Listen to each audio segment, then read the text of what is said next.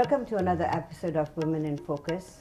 Our woman in focus today is the wife of the Indian Consul General, a doctor by profession. Her name is Shalini Chander, and she is our woman in focus today.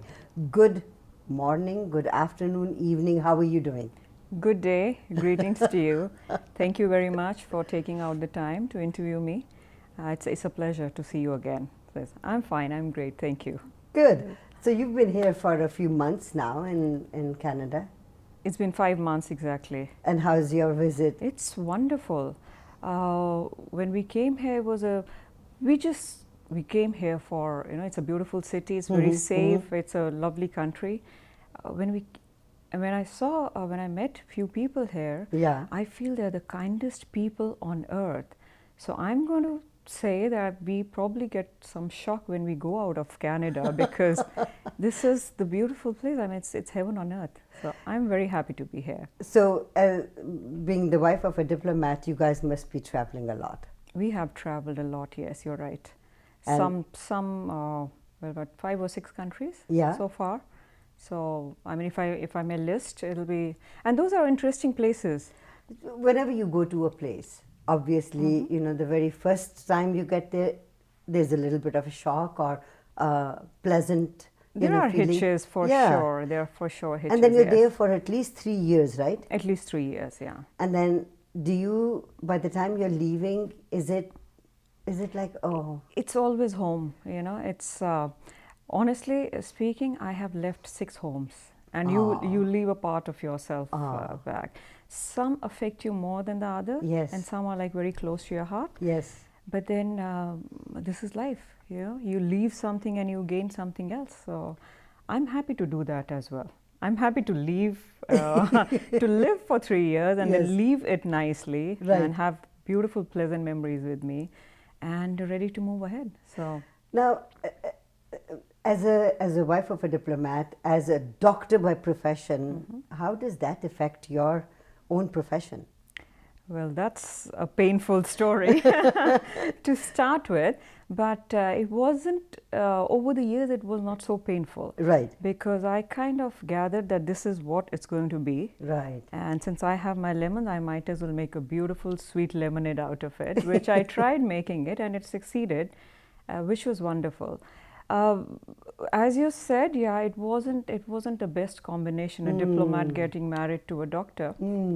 Because I'm a very career-oriented person. I'm very goal-oriented. So for me, it was just not possible to think. Right. But then when I got married, that part of me kind of just died because, Yeah. you want to get married, you get married. That's right. So, but then I tried my best. I started learning language. For example, when I got married, we went to Germany, and it was a beautiful city, beautiful country. We were in Bonn, a beautiful city. But then again, a little boring because Right. when you are a working woman, Yes, you have different interests. for sure. So I learned the language there, and I worked in the hospital, which was very satisfying because when I went back to India and I wanted to practice there, Yeah.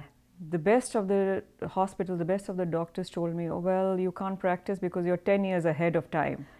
And that kind of made me, ironically, that kind of made me feel good and bad about it at the same time. Right. But I was just happy that, okay, I know something which probably most of the other doctors do not know. Don't know. So that's, so I have been trying very hard.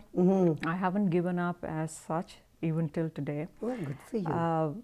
During the course of the time, I realized that I'm becoming more of a linguistic teacher than of a doctor, because I ended up learning fluent German, fluent Russian, and then when it came to French, I was like, no. I don't, I'm fine.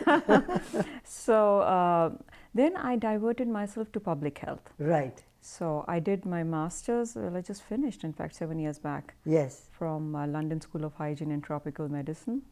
Distance learning, wonderful program, and it's a fantastic thing what the universities are offering. Yeah, I bet it is. It's a lovely thing. You are sitting at home, you are earning a degree, Yes. and you make good use of it.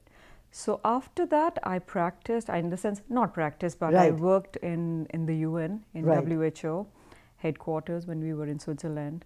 And then I worked in Ukraine, which was a fantastic time for me. I Now, enjoyed the time. Ukraine was the last one before you came Ukraine here. was our last posting, yeah, before And- we came here. And fond memories. Absolutely, I can go back anytime. That's home. That's So really that's home. another home. That's absolutely. I think that is the home. Now, Yeah.